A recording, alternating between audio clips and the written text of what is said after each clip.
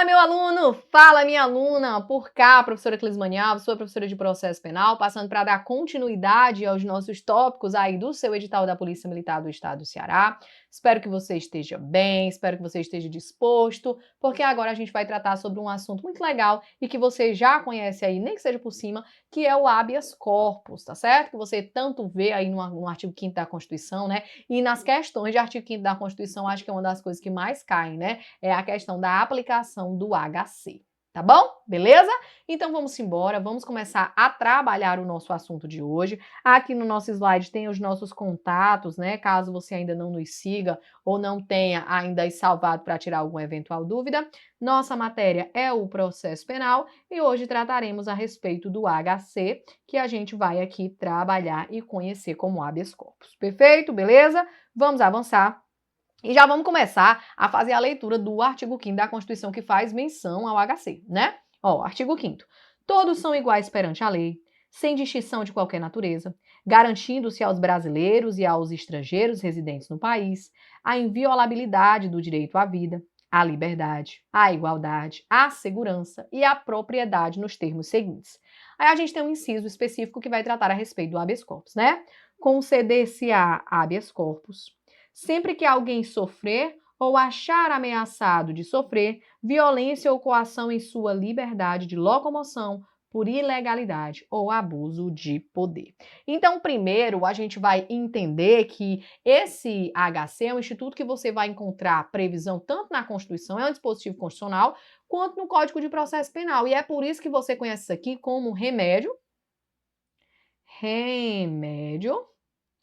e remédio constitucional. Não é assim que tu conhece? Pois pronto, tá? Aí a gente precisa lembrar ou aprender alguns aspectos do HC que caem na prova de concurso, no que tange ao Código de Processo Penal, porque na parte do constitucional só vai cair isso aqui mesmo, tá certo? Vai dizer uma historinha que a pessoa está privada de sua locomoção por ilegalidade, vai perguntar qual é o remédio, aí você sabe que é o HC. Mas aqui pro processo penal são outras disposições que você precisa estar ciente, tá certo? Então a primeira observação importante é que o HC não é um recurso. Como assim, professora? Ele não é um recurso. Ele não é um recurso. Porque um recurso é quando alguém discorda de alguma coisa e ele recorre a uma instância superior. Quando, por exemplo, é encerrada ali a primeira parte, né, da instrução processual no que diz respeito à primeira instância da ação penal, né, ali, aí o juiz proferiu uma sentença. Aí você não concorda com a sentença, você quer menos pena? Não, eu realmente sou culpada, doutor. Só que, doutor juiz, eu quero que o senhor diminua essa pena de 10 anos para 5, porque também não foi para tanto não, né? Assim que a pessoa acha, pois pronto. Aí o que ela faz? Ela recorre para quem? Para a segunda instância, né? Assim? É. Só que o HC ele não é um recurso para acontecer isso, né? Porque vamos colocar aqui, ó, recurso. Recurso é quando alguém discorda de algo e recorre à instância superior, tá certo? É igual na sua casa, né? Quando você pede para sair sua mãe, ela diz que não, você vai lá e pede pro seu pai? Pois pronto, a instância superior, ou vice-versa. Na verdade, eu acho que é vice-versa, né? Você pede seu pai, ele não deixa, você vai pedir quem? Sua mãe, que é a autoridade máxima da casa. Tá certo? Beleza? Pois pronto. O HC não é um recurso, tá? Recurso é quando alguém discorda de algo e recorre à instância superior. O que o HC é? Ó, o HC é uma ação, tá certo? É uma ação, professora? É uma ação e é uma ação autônoma de impugnação. Você vai impugnar um ato, tá certo? Impugnação, perfeito? Impugnação contra o quê? Contra ato. Contra um ato que pode cercear, então cerceia, ou ameaça cercear. O quê? A liberdade de alguém, a liberdade de locomoção, a liberdade de ir e vir de maneira ilegal, tá certo? Porque a gente sabe que nós temos direito de ir e vir, né? Nós temos direito de locomoção no nosso país ou em qualquer outro lugar.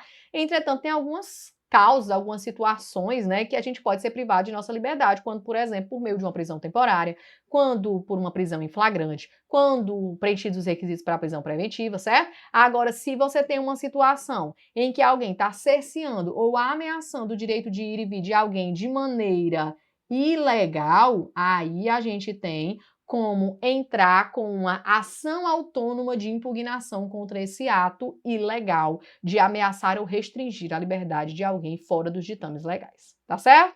Perfeito? Então, a primeira coisa que eu preciso que você aprenda é isso, é que o HC não é um recurso e que ele é uma ação autônoma de impugnação, beleza? Então, a natureza jurídica você já sabe, que é de ação autônoma de impugnação. Tá certo? E a gente vai trabalhar agora os princípios, né, desse habeas corpus, ok? A gente tem como princípio 3 coisas. Deixa eu logo elencar quais são os princípios do HC. Ó, a gente tem a gratuidade. A gente tem como princípio a informalidade. E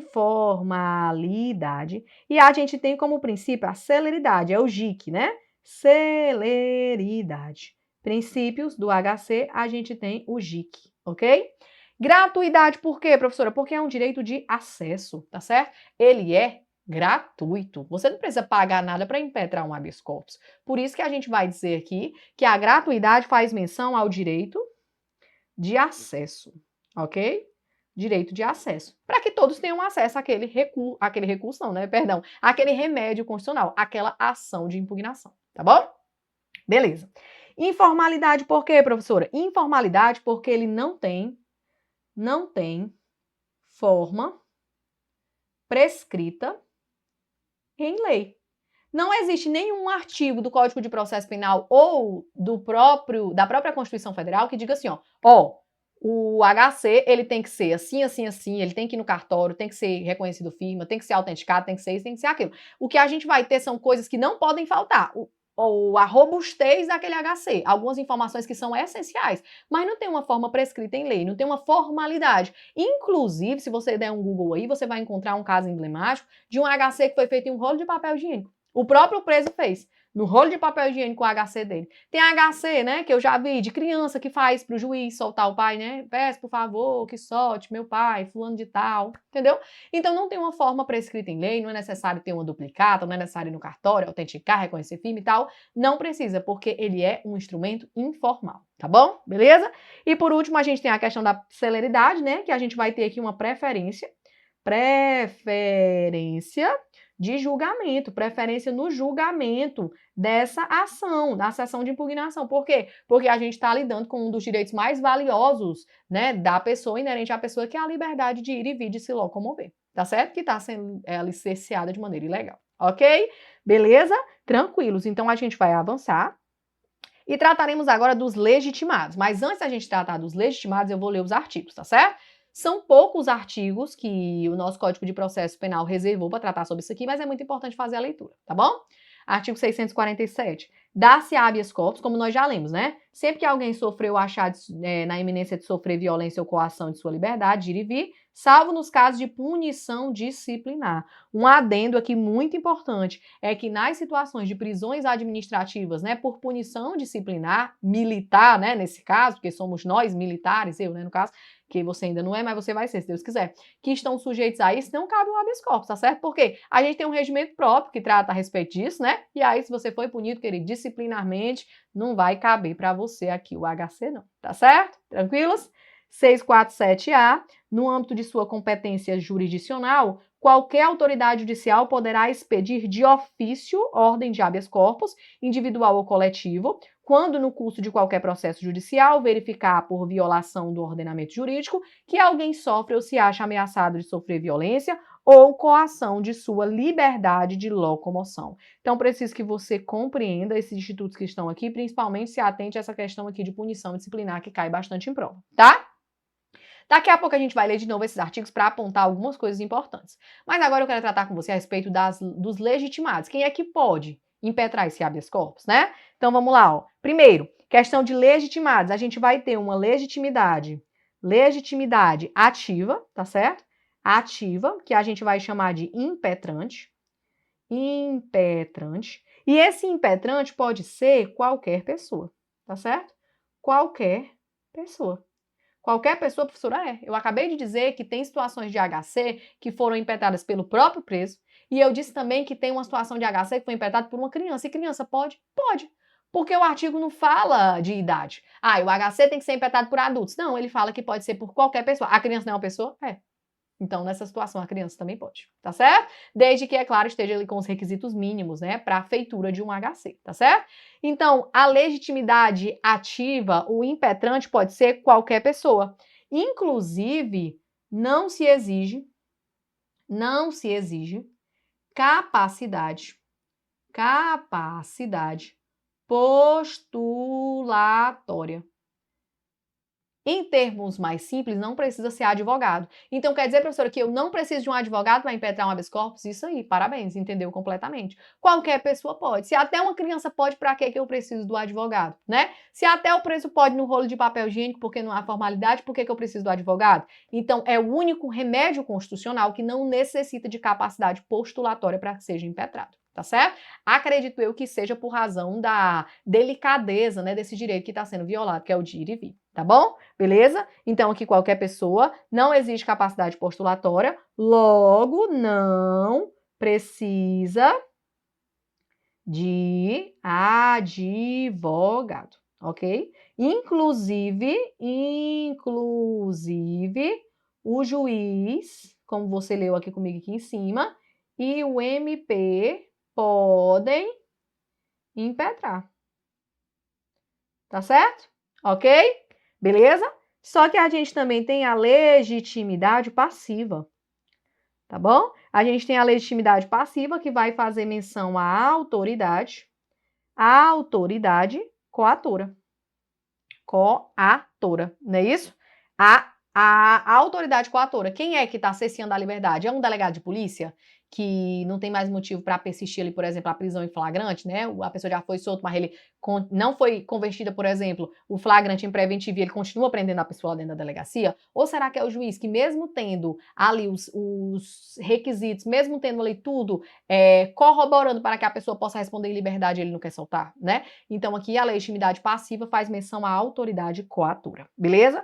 Para corroborar isso que nós falamos a respeito da legitimidade ativa, artigo 654 vai dizer que o habeas corpus ele pode ser impetrado por qualquer pessoa em seu favor ou de outrem, bem como pelo Ministério Público, tá certo? Então, aqui em cima vai falar do juiz, aqui embaixo vai falar do Ministério Público e qualquer pessoa pode, tanto em seu favor como em favor de outrem. Tranquilos? Beleza demais? Vamos avançar e a gente vai tratar agora a respeito do teor da petição. Quais são os requisitos mínimos, básicos, que não podem faltar numa petição de habeas corpus, tá certo?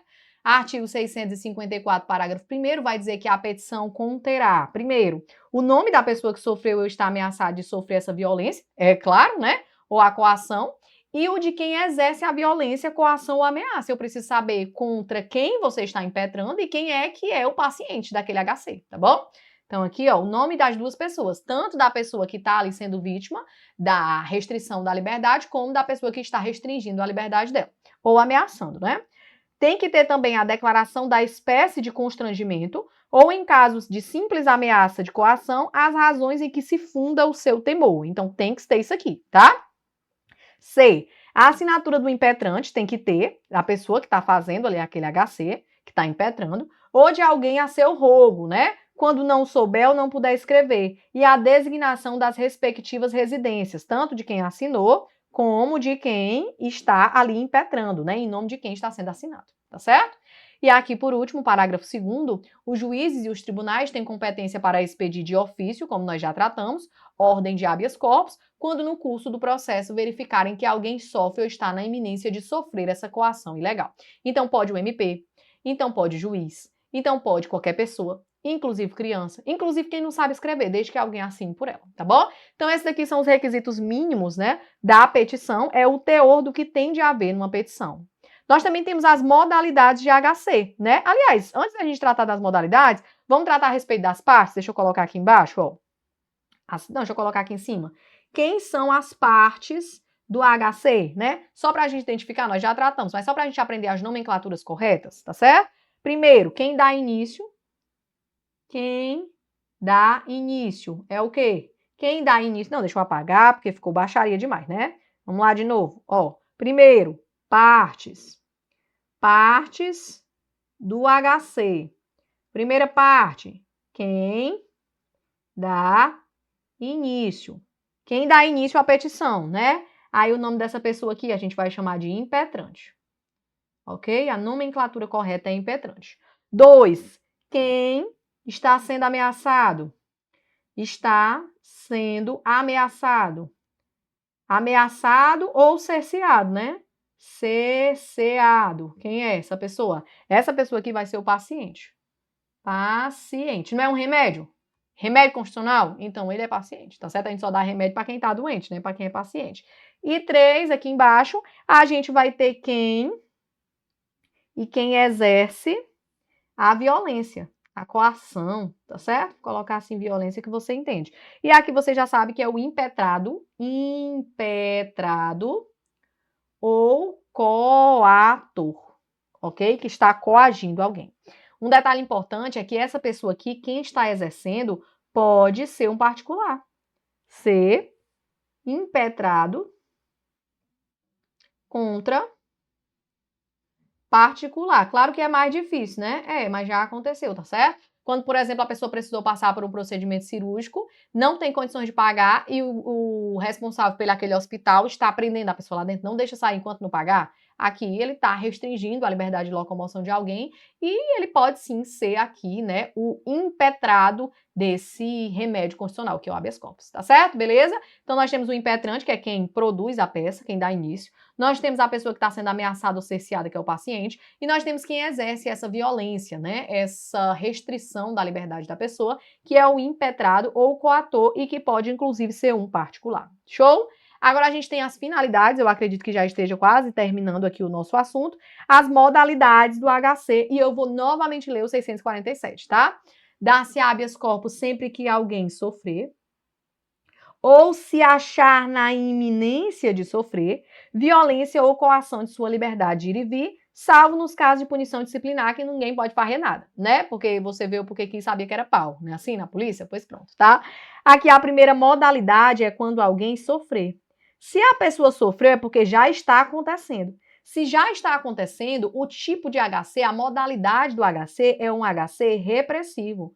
Repressivo, para reprimir aquilo que está acontecendo, o cerceamento da liberdade daquela pessoa que já está sendo cerceada, tá certo?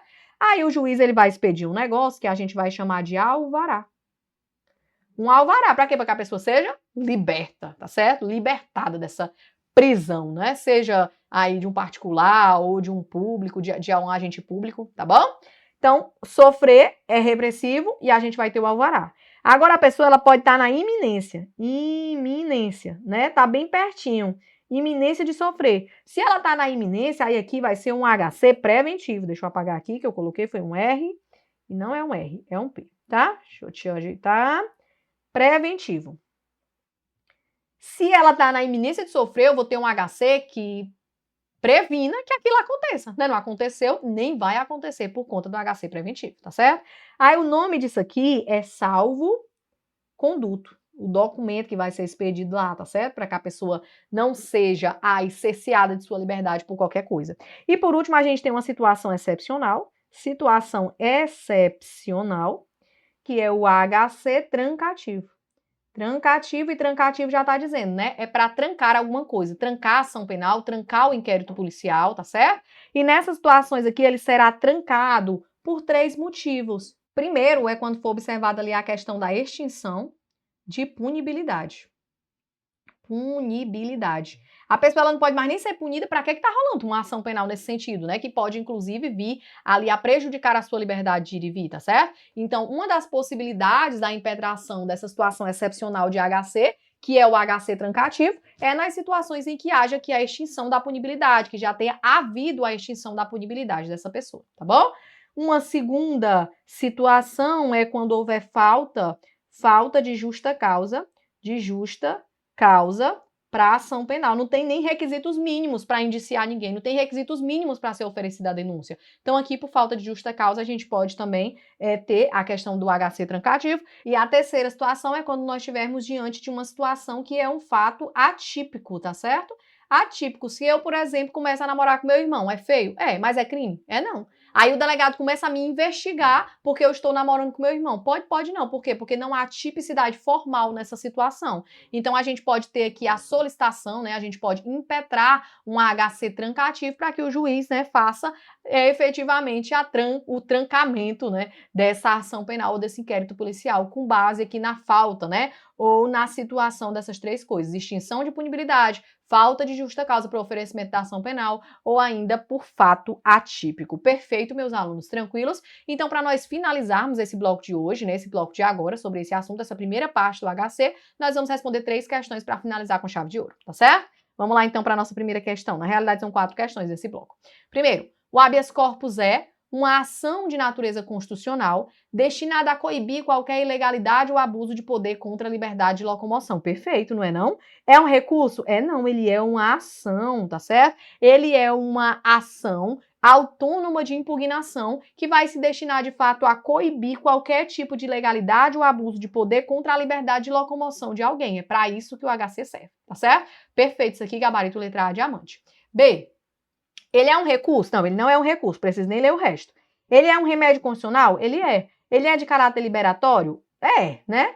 Destinado a coibir qualquer ação ilegal de sua liberdade de ir e vir ou evitar a consumação de ilegalidade por ato de autoridade ou particular. Quase tá certo. Por quê? Porque ele não é só um ato liberatório, ele não é só de caráter liberatório. Porque, como você viu comigo, tem também a possibilidade do HC preventivo. O HC preventivo, ele não tá liberando ninguém, ele tá cuidando de uma situação para que ele não precise liberar ninguém no futuro. Ele está impedindo que a pessoa seja cerceada dessa liberdade de locomoção, tá certo? Então, ele me dizer que ele tem natureza de caráter liberatório tá errado, a menos que ele estivesse me dando uma situação específica, onde seria um HC repressivo. Mas ele tem tanto natureza de repressão, como de prevenção e de trancamento, né? Como nós acabamos de observar, tá? Então, aqui ele restringiu demais, tá errado. D. A medida de caráter liberatório que tem por finalidade de obter reforma de decisão judicial com a apreciação de novas provas. Não tem nada a ver, não tem nada a ver com reforma de decisão judicial, tem a ver com soltar ou prevenir que aquela pessoa não seja privada de sua liberdade de maneira ilegal. Tá bom? Tranquilos? Gabarito letra A, vamos para a nossa segunda questão. O habeas corpus, não. Primeiro, poderá ser impetrado por uma pessoa em favor de outra? Pode. Ele está dizendo que não. O que é que não é o HC? Ele pode ser impetrado por uma pessoa em favor de outra? Pode, normal. Eu posso impetrar, eu posso verificar que está tendo uma ilegalidade aqui na restrição de liberdade de uma pessoa e sem a conhecer eu posso impetrar um HC, sem problema. O próprio Código de Processo Penal assegura isso, tá? B. Ele não poderá ser impetrado em defesa da sociedade para rever decisão injusta? Claro, aqui ele não pode não, tá? O HC você impetra em favor próprio ou de outra pessoa. O Ministério Público pede para alguém, ou o juiz, né, de ofício concede a alguém, mas em defesa da sociedade, não. Aí a gente vai ter outros tipos de remédios, tá bom? Tem nada a ver com HC. Aí aqui, ó, o gabarito, porque tá errado, né? É a errada que ele quer. C. Poderá ser impetrado pelo MP? Pode, que eu já disse para você. Comporta pedido de liminar? Ele também comporta. Em um outro momento a gente traz essa situação para você, tá certo? E ele poderá ser impetrado preventivamente? Pode, como eu disse para você, por exemplo, nessa situação aqui, ó, nessa primeira situação, quando a pessoa estiver na iminência de sofrer uma violência, é um HC preventivo. Show de bola? Tranquilo? Letra B de bola. 3. A ação penal constitucional não condenatória de habeas corpus tem por finalidade evitar ou interromper a violência, a liberdade de locomoção por ato ilegal ou com abuso de poder perpetrado por agente público ou particular. Perfeito. Por particular, pode? Pode. Lembra do caso do hospital que eu tratei com você, tá certo? Então, realmente, é uma ação penal, porque está dentro do processo penal, e também é constitucional, porque está previsto na Constituição. Ela é não condenatória de habeas corpus e ele tem essa finalidade de quê? De evitar ou interromper a violação da liberdade de locomoção quando o ato é ilegal. Se for legal, não tem HC não, tá certo? Beleza, vamos para a nossa última questão. Não é exigida capacidade processual para impetração de habeas corpus, pois qualquer pessoa pode fazê-lo em seu favor ou de outra, conforme disposto no Código de Processo Penal. Professor, acho que tá certo. Cuidado, eu coloquei uma explicação mais pormenorizada aí no seu material, tá certo? Mas o que não é exigido, queridos, é a capacidade postulatória. Uma coisa é capacidade processual, outra coisa é a capacidade postulatória. Postulatória é quando você pode ingressar em juízo em nome próprio ou de alguém para exercer alguma coisa relativa ao direito. É quando você é advogado, terminou o bacharelado em direito, fez a prova da OAB, tem a carteirinha, você tem a capacidade postulatória, que de fato o HC ele não necessita, não exige a capacidade postulatória, processual não, para a sua impetração, tá certo? Então aqui está incorreto. Beleza? Tranquilo, show de bola? Então nós finalizamos por aqui, meu aluno. Daqui a pouco a gente se encontra para tratar sobre a segunda parte do HC e para tratar sobre outros assuntos aqui do nosso Código de Processo Penal, tá bom? Beijo no teu coração, tamo junto, até já já.